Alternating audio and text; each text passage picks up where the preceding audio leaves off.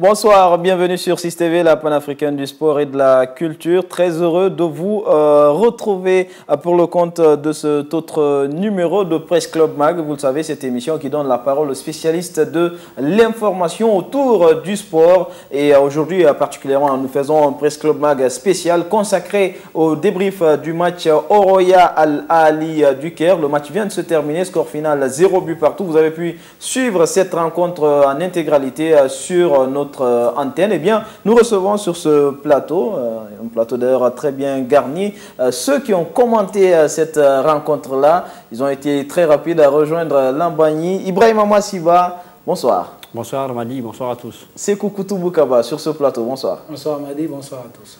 Et également sur ce plateau, notre confrère Mohamed Souma de Adafo Média. Bonsoir. Bonsoir Alpha Madi, bonsoir à tous les téléspectateurs. Messieurs, j'imagine que vous deux, vous avez pris du plaisir à commenter cette rencontre. Oui, du plaisir, surtout à commenter ce match-là. Mais bon, on n'est pas tellement content parce qu'il n'y a pas eu de but dans ce match-là. Et je pense bien que pour un commentateur, on a envie de commenter les buts. Il y a eu des occasions quand même dans ce match. Malheureusement, les attaquants n'ont pas été efficaces. Vous avez eu envie de vous enflammer à un moment donné. Oui, clairement, des matchs comme ça, quart de finale, Ligue africaine des champions, ça reste des matchs intéressants. Et surtout, c'est le Grand d'Afrique qui joue, c'est le Real Madrid africain qui jouait là face à l'équipe du Royal de Conakry. Koutoubou, sauf que voilà, ça manquait d'efficacité dans ce match. Alors, 0-0 entre le Oroya AC et ce club d'Al-Ahli du Caire. Il faut rappeler juste que Al-Ahli a remporté cette compétition à 8 reprises. C'est donc un record. Et face à un club guinéen qui découvre ce niveau de la compétition, Mohamed Souma, est-ce que le Oroya vous a agréablement surpris? Ben oui, ne pas le dire, ça serait diminuer le mérite de cette équipe de matin. Quand on joue face à Al-Ahli, un club qui a du vécu, qui a de l'histoire, et puis que l'on fasse une grosse opération à domicile sur le score de 0 but partout, puisqu'on sait que les buts marqués à l'extérieur vont compter dans ce tournoi. Je pense que c'est une très bonne opération de la part du Oroya, même si on aurait aimé les voir gagner cette rencontre, parce que ce n'est pas évident d'aller battre cette équipe chez elle. Mais après tout, ça reste aussi une leçon apprise. Donc, je sais que les Rouges et Blancs ont certainement appris de leurs erreurs, qu'ils avaient les erreurs commises en déplacement face au Wydad. Et aujourd'hui, je pense que ces erreurs ont été corrigées dans le jeu. Ça leur a permis de garder le pied sur le ballon et de ne pas concéder donc de buts. Koutoubou, vous n'avez pas été, vous vouliez qu'il y ait plus que ça, qu'il y ait du but, mais est-ce qu'on peut dire que Oroya quand même réalise un exploit en concédant ce match nul? En faisant la lecture de ce match-là, on se rend compte quand même qu'ils s'en sortent bien, les hommes de Victor Zvenka, parce qu'il y a deux occasions quand même pour Al-Ahli, deux occasions nettes de but qui auraient pu peut-être mettre en difficulté le Oroya. Mais le plus important, c'est que c'est une équipe face au Grand d'Afrique qui a du mal à gagner à domicile, mais ne perd pas de match à domicile. C'est cela l'avantage. Il y a Souma qui a rappelé l'importance de ce nul de 0-0. Certes, le Oroya n'a pas marqué de but à domicile, mais il n'encaisse pas. Quand on connaît le handicap que les équipes qui encaissent les buts à domicile lors du match retour, donc il y a des difficultés pour ces équipes-là. On a vu quand même que dans ce match, il y a eu des absences de part et d'autre, même sur le plan défensif. Ils ont tenu quand même la baraque.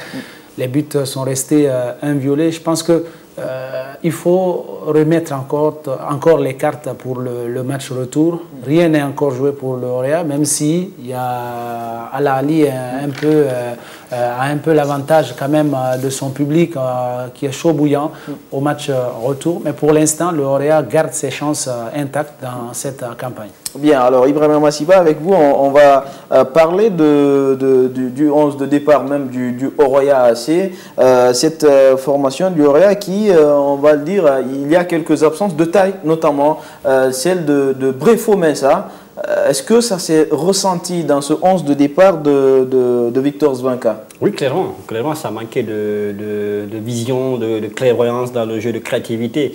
C'est vrai que parfois, Mohamed Djibo, en première période, a tenté de le faire en prenant des initiatives. Mais là, c'était un petit peu compliqué pour l'équipe du Oroya parce que lui seul ne pouvait pas tirer les autres vers le haut. Kansé Mandelaoui a été pas exceptionnel dans le match, mais on a senti en tout cas l'absence de Brefo Mensah. Il n'y avait pas ce passeur, il n'y avait pas ce joueur qui pouvait apporter de la clémence, de la passe qui peut casser la ligne. Bien. Koutoubou Kaba, c'était le meilleur 11 de départ selon vous?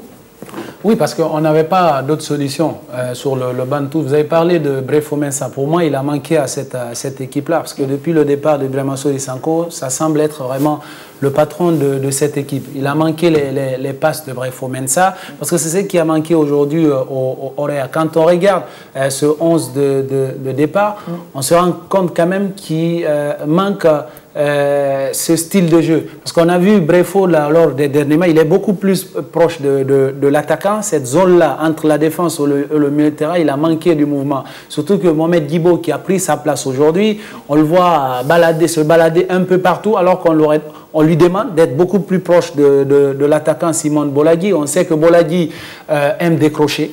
C'est pas un attaquant de pointe de métier, donc il décroche à chaque fois quand il réclame le ballon, il s'excentre un tout petit peu, ce qui laissait en tout cas la pointe de l'attaque un tout petit peu vide du côté du Orea, et c'est cela l'importance de ce joueur Brefo Mensah, qui a l'intelligence, qui a le coup d'œil parfait. Il a 4 passes décisives quand même dans ce tournoi. Je pense bien qu'il a beaucoup manqué au Orea. Si le Orea n'a pas été tranchant dans les derniers mètres, c'est justement dû à l'absence du Ghanéen. Bien. Pendant ce temps, dans les buts, Mohamed Souma, il y avait l'international malien Germain Berté qui a remplacé Khadim Ndiaye. Khadim Ndiaye, rappelons-le, suspendu pour cumul de cartons. Est-ce que sa prestation... Bon, ça serait quand même de le dire. Il n'a pas encaissé de but, mais est-ce qu'il rassurait sa défense, par exemple? Bon, sur l'ensemble du match, je pense qu'il n'a pas été mauvais, parce que il y a quand même l'un des meilleurs buteurs du tournoi qui joue face à lui. C'est Azarou, qui, vous l'avez vu, sur un des ballons qu'il a reçu. Il a déjà planté 6 buts dans la compétition. Voilà, sur un des ballons reçus, il a suffi de faire juste le contrôle, même s'il était à peu près raté. Mais il sait en ce moment précisément où le gardien est placé, et donc il décroche cette frappe.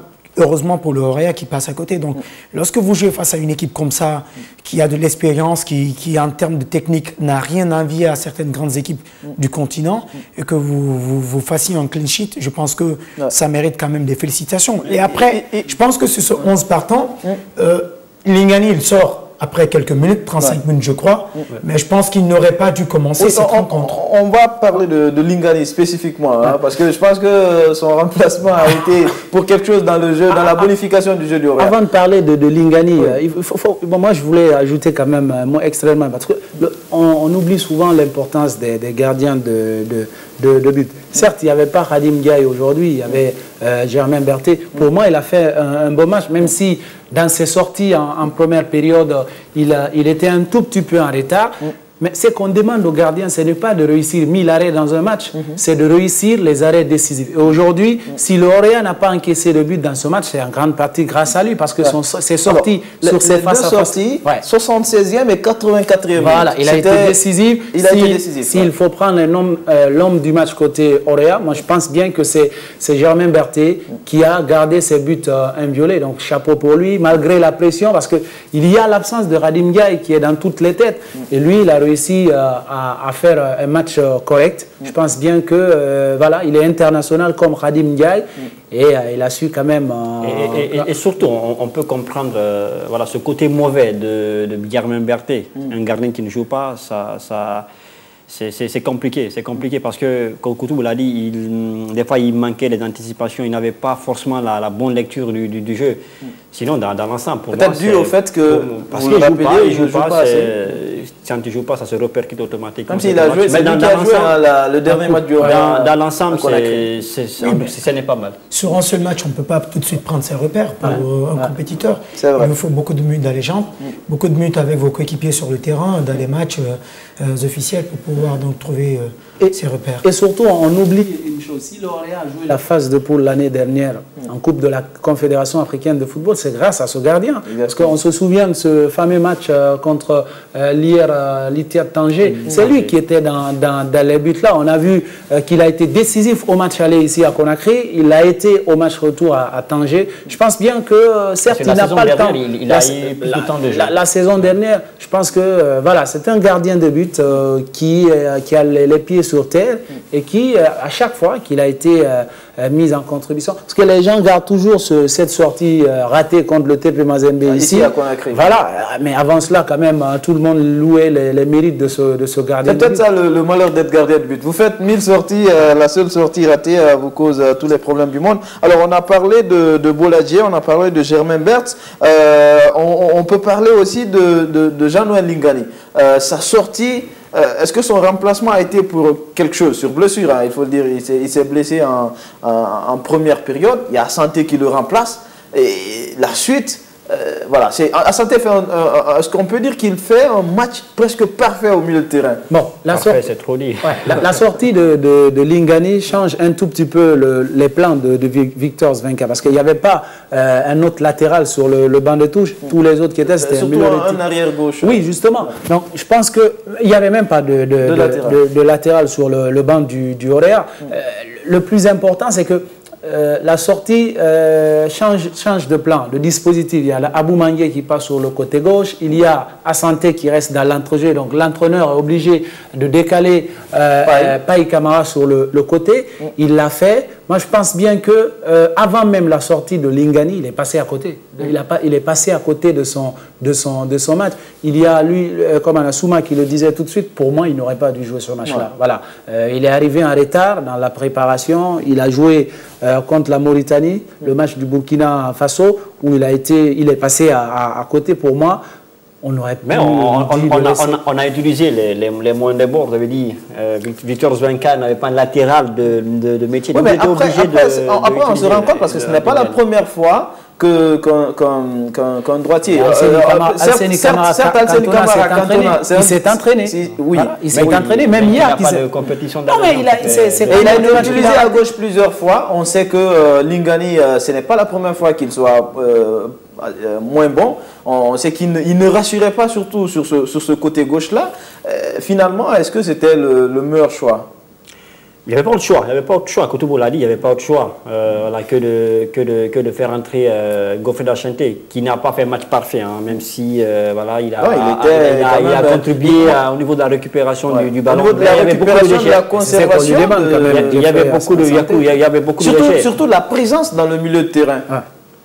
Oui, c'était quelqu'un qui, quand il est entré en jeu, on a senti qu'il y avait un milieu de terrain qui était là. Je pense que tout cela est dû, c'est parce qu'il y a un décalage de forme entre justement Lingani et ses coéquipiers. Il l'a dit tout à l'heure, face à la Mauritanie, il n'a pas été exceptionnel. Il a fait un match où il est presque passé à côté et il est arrivé un peu... Rappelons que le Burkina a été battu 2 buts à 0. Et il est arrivé en retard dans la préparation avec les autres pour ce match. Je pense qu'aujourd'hui, si sa sortie a bénéficié au Horéa, c'est parce que justement il y a un décalage de forme entre lui et son remplaçant Asante qui a joué le rôle qu'on le lui a demandé. Parce que quand vous êtes milieu de terrain face à une équipe comme ça qui joue beaucoup, on vous demande justement d'empêcher l'adversaire de poser son jeu. Et je pense que ça, le Horéa a su le faire grâce à ces milieux de terrain. Alors, Koutoubou, là on est toujours avec la ligne défensive. Marius égale la paire. Est-ce qu'elle continue à rassurer l'équipe du Horéa? Pour moi, c'est une des satisfactions quand même dans cette équipe du Horéa. Il y a cette complémentarité entre les deux. On sent que Gal a pris plus de galons dans cette équipe-là. Il prend plus de risques. Et surtout, les deux se complètent. On voit parfois, quand Marius Assoko s'aventure un tout petit peu sur des actions sur le plan défensif, il y a Gal qui est toujours là.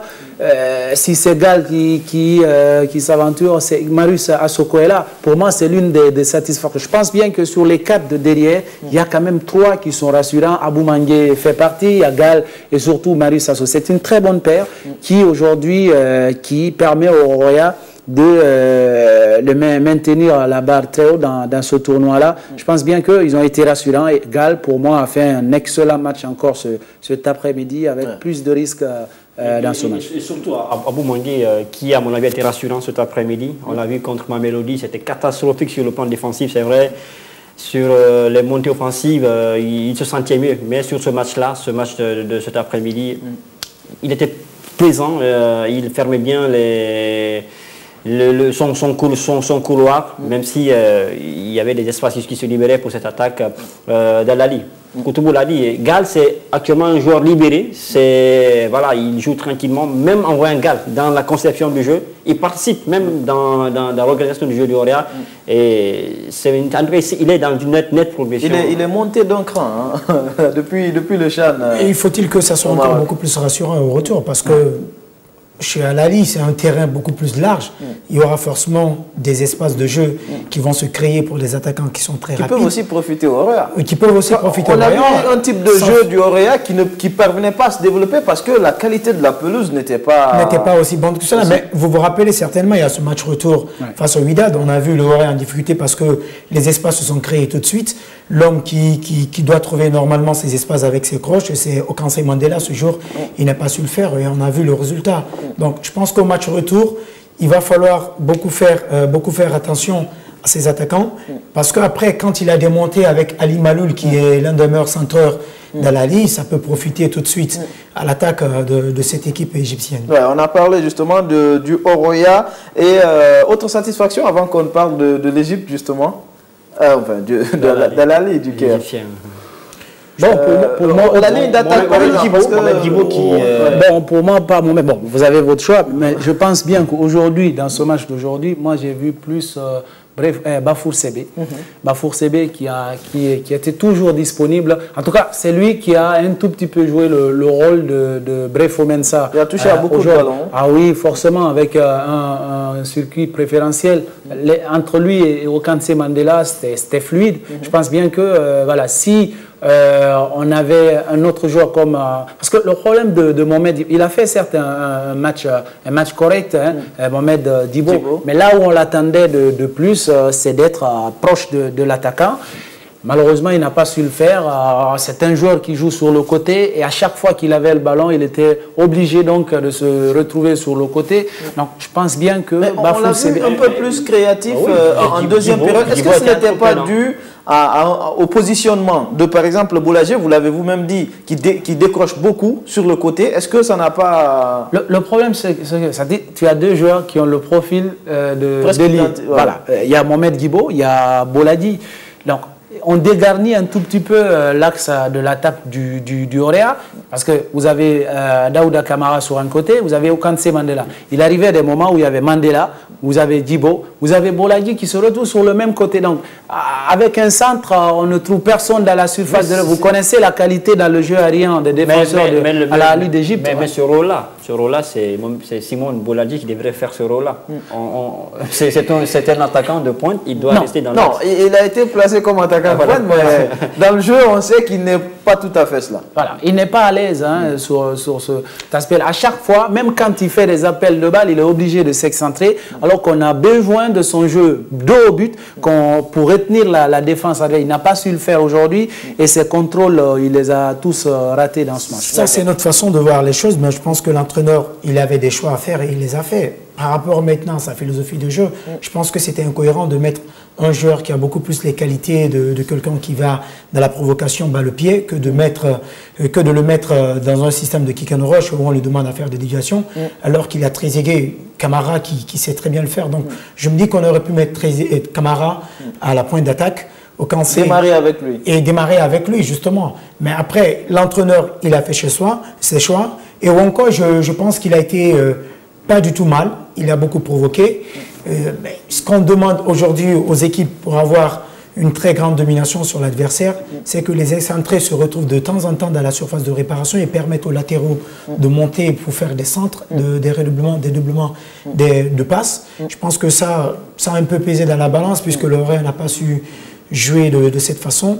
Et après, dans les duels, même si on a remporté assez de duels au milieu de terrain, mais devant, c'était pas ça. C'est qui est problématique sur le match. Je pense que ça va être Bafour comme Koutoubouk parce qu'il a touché trop de ballons. Et on l'a senti vraiment dans son registre. On a senti ses qualités. Et il a permis justement d'apporter cette touche technique à l'équipe. Alors rapidement, avant qu'on avance. C'est ce qu'il faut ajouter, parce qu'on a l'habitude de voir le Lauréat se créer énormément d'occasions dans les précédents matchs. Malheureusement, manque d'efficacité des attaquants, sauf qu'aujourd'hui, sincèrement, ils sont passés à côté. On a vu les chiffres tout de suite. Là, 15 tirs dans ce match, 2 cadrés seulement. Pour une équipe qui joue à la maison, qui a envie de gagner son match-là. Et bizarrement, on a tous parlé de ce 11. Personne n'a parlé de Kansé Mandela. Bizarrement. Donc il a dessus, peut-être. Non. Peut-être transparent. Mais ce qu'on demande à Kansé Mandela, chaque match, c'est de faire l'exception. Chaque match, c'est de l'exception. D'être exceptionnel. Oui, mais cet après-midi, bon. Il ne l'a pas été. On va parler de l'Égypte à présent, mesdames et messieurs. On a parlé du 11 de départ du Oroya. On va parler du 11 de départ du National Al-Ahly du Caire. Avec au moins 3 mondialistes dans cette équipe-là. Dans les buts, il y avait El Chenaoui déjà, Sekou Koutoubouk Kaba, mais aussi Azarou, qui est le meilleur buteur de ce club en phase de poule de la Ligue des Champions. Oui, il y a quand même une colonne vertébrale avec énormément d'expérience. Quand tu prends le gardien, bon, El Chenaoui c'est un jeune gardien de but, mais qui a énormément de qualité, on l'a vu pendant la Coupe du Monde. Il y a Salif Koulibaly quand même, le taulier de cette défense-là. Et qui connaît le Horéa. Oui, qui connaît le Horéa avec le TP Mazembe. Il y a Azarou qui a joué quand même, on peut dire, libéré dans ce match-là, même s'il y avait un sacré duel entre lui et l'axe central de la défense guinéenne. Mais il s'est créé quelques brèches dans ce match-là. Il s'est fendu même d'une occasion. Souma l'a rappelé tout de suite. Il déséquilibré, il tente cette frappe à la rentrée de la surface. Je pense bien que, voilà, à l'expérience, ils vont jouer ce match, cette équipe de Al-Ahly. Je pense bien que ni Tété, les 2 arrêts de Germain Berté, il serait sorti quand même vainqueur de ce match. L'autre mondialiste, c'est aussi Ahmed Fati, arrière droit de cette équipe. International égyptien. Qui a joué en mode gestion. Mode gestion, Ahmed Fati, tout au long du match. On a senti l'expérience de Fati. Il ne s'aventurait pas dans les actions vides. Il était dans son camp. Il attendait le bon moment pour passer les attaques dans cette défense du Dioria. Dans cette équipe d'Al-Ahly, on a vu surtout, c'est une équipe qui a beaucoup utilisé le côté d'Ali Maloul, sauf qu'ils ont manqué de réussite. Et Monsen qui est rentré en deuxième période. Donc, Monsen, c'était par contre, franchement, on a parlé de lui, Koutoubouk parlait de lui tout à l'heure, avec ces 2 face-à-face entre lui et le gardien de but malien du Oroya. Il aura fait aussi un gros match, malgré le peu de temps de jeu. C'est ce qu'on demande aux remplaçants, d'avoir beaucoup de sérénité à leur entrée et d'apporter justement ce que dans le 11 de départ, on n'a pas eu. Et quand vous avez un banc riche en cette qualité, je pense que ça facilite beaucoup plus les choses à l'entraîneur. Après, je pense que si, également, je ne veux pas parler du Oroya, mais si on n'a pas pu voir vraiment les excentrés des Rouges et Blancs de Matan, je pense que c'est aussi dû à la présence de Maloul et de Fati, qui sont 2 joueurs d'expérience. Parce que le Tunisien, sur son côté, il reste rigoureux, il apporte beaucoup en termes offensifs. Fati, déjà, on sait que c'est le sommet du professionnalisme en ce qui concerne le football et son poste de métier qui est le latéral droit. Et après, devant, vous avez Azarou. On ne cesse de parler de lui parce qu'il fait trembler à chaque fois les filets. Je pense que c'est un joueur qui... Et il n'a que 23 ans. Il n'a que 23 ans, qui a un grand avenir devant lui. Il va faire je suis sûr qu'il va faire une très grande carrière. Maintenant, on souhaite qu'au match retour, pour les supporters du Oroya, il ne faut pas qu'il soit dans son grand jour, sinon... En un abracadabra, il peut vous sortir un match XXL. On oublie un joueur quand même dans cette équipe-là. Pour moi, qui fait un travail de l'homme. Bon, moi je l'ai remarqué dans ce match-là, c'est le capitaine Achour.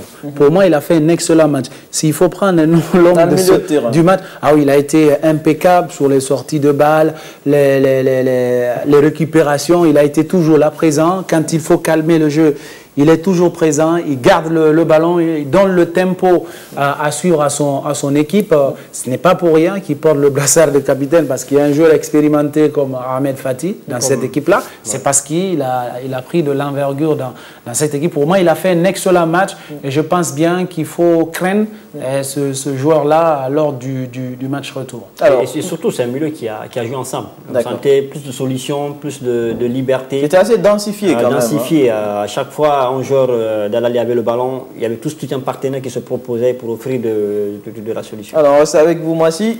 L'adversaire, ou les adversaires, il y a ce 11 de départ là, mais il y a surtout le public. C'est l'autre adversaire du Orea au match retour. Ah oui, pour moi, ça compte peu. Ça compte peu pour l'Orea. C'est vrai, ces derniers temps, ils ont perdu contre le Wydad 2-0 avec un public exceptionnel. Mais pour moi, ça compte peu. Les joueurs du Orea, c'est des joueurs d'expérience, pas une expérience comme les joueurs d'Al-Ahly, mais le fait de se frotter aux Grandes d'Afrique, TP Mazembe, Wydad, Mamelodi Sundowns, moi je pense que pour moi ça compte peu. Il faut juste avoir un très bon état d'esprit parce que moi je n'ai rien à reprocher aux joueurs du Orea. En tout cas, par rapport au public, je ne pense pas que ce soit une crainte pour les joueurs du Orea. Et à ce niveau de la compétition, Koutoumbou, on se dit qu'il n'y a plus rien à perdre. Plus rien, surtout que on l'a dit, hein, Al-Ahly, c'est un palmarès long comme le bras. L'Orea n'a rien à perdre. Plutôt, c'est l'Orea qui va jouer, on peut dire, qui doit jouer décomplexé. Parce que le plus important, c'est ça. Al-Ahly, l'entraîneur Carteron l'a dit, l'objectif, c'est de l'aller remporter cette Ligue des Champions. L'objectif du Orea, il a été atteint, ils sont allés en phase de poule, ils sont en quart de finale. Maintenant, il faut jouer match par match. Je pense bien que dans la gestion de ce match-là, Victor Svenka est beaucoup attendu. Il faut qu'il mette dans la tête de ces joueurs qui peuvent le faire. Parce que vous avez parlé du public tout de suite, de Paul El Arab, le stade qui va accueillir ce match-là. Parce que depuis les incidents de Port Saïd, les matchs de Al-Ahly se jouent à Paul El Arab. Je pense bien que le plus important, on l'a rappelé, l'Orea a joué ces dernières années face aux équipes de l'Afrique du Nord, pas forcément de l'Afrique du Nord. De l'Afrique du Nord. Juste en 2011-2012, c'était face à Fès. 2013-2014, ils sont sortis au deuxième tour face au CS Sfaxien. 2015-2016, une exception, le Zesco United. 2016-2017, face à l'Espérance de Tunis. Donc on voit que les clubs maghrébins sont de bons clients pour le Orea. Donc ils sont habitués. Je pense bien qu'ils ne doivent pas être surpris de cette ambiance-là. On a vu quand ils sont allés jouer contre le Wydad de Casablanca. C'est vrai que bon, ça s'est plié à 20 ou 30 minutes. Hein. Le match a été plié par les Marocains. Mais je pense bien que la pression, ils sont habitués. Ils sont allés le faire en Afrique du Sud, même si ce n'était pas une très grosse ambiance de ce côté-là à Mamelodi. Mais je pense bien que le public ne doit pas être un obstacle pour cette équipe du Orea. Le plus important, il faut se concentrer sur ce qui va se passer sur le terrain. Mohamed Souma. Je pense que, comme il l'a dit, ils sont déjà en quart de finale, c'était l'objectif assigné. Et maintenant, ils peuvent faire plus que ça. Et je suis sûr que l'entraîneur Victor, dans sa tête aussi, se dit c'est le moment pour moi ou jamais, parce que je suis en quart de finale. J'ai un effectif exceptionnel, des joueurs qui sont à ma disposition, qui acceptent de travailler, qui acceptent de rêver plus grand. Et donc, c'est une grosse occasion pour lui d'aller, de passer ce tour également des quarts de finale. Mais après, je pense que ça va être assez compliqué pour le Orea. Non seulement en termes de qualité de jeu du Al-Ahly à domicile, c'est une équipe qui gère bien ses matchs à domicile, mais le public, après, c'est pas une première fois, je veux dire. Ils ont connu cette façon d'être accueillis par le public donc de l'adversaire. C'est pas un obstacle pour moi. Et après aussi, je vois en termes de jeu un peu la mentalité des clubs de l'Afrique du Nord. C'est que chez eux, ils ne font pas de cadeaux. On l'a rappelé face au Wydad, c'était à 20 minutes, 25 minutes, le match s'est joué. Je pense que Al-Ahly va s'inspirer aussi de ce match retour du Wydad. Ils vont vouloir mettre beaucoup de pression sur le Orea, vouloir trouver coûte que coûte les failles pour marquer dès les 15 premières minutes. Et si le Orea sait justement garder le cap pour ne pas perdre le nord et laisser passer l'orage pendant les 15-20 premières minutes, je pense qu'ils peuvent mettre en doute l'adversaire et profiter donc de ces moments de doute dans la tête des joueurs du Al Ahly. Mais rien ne sera facile, ça il faut le dire, parce que c'est Al Ahly quand même. Bien, en tout cas, il ne faut pas s'attendre aussi qu'on déroule le tapis rouge pour l'horaire. C'est clair. Rien ne sera facile. C'est clair. Merci à vous tous. Ça nous venu pour ce débrief spécial donc pour ce match Oroya Al Ahly. On le rappelle, score final 0 but partout entre les Rouges et Blancs de Matam et le club égyptien d'Al Ahly du Caire. Merci Mohamed Souma. Merci d'être passé. Merci Sekou Koutoubou. Gracias. La journée a été longue. Hein. Ah ouais. Merci Sekou. Merci Ibrahima Massiba. La journée était longue. On se retrouvera à 21h dans Soir de Sport pour débriefer plus techniquement tout cela. Sinon, le prochain numéro de Presse Club Mag, c'est lundi.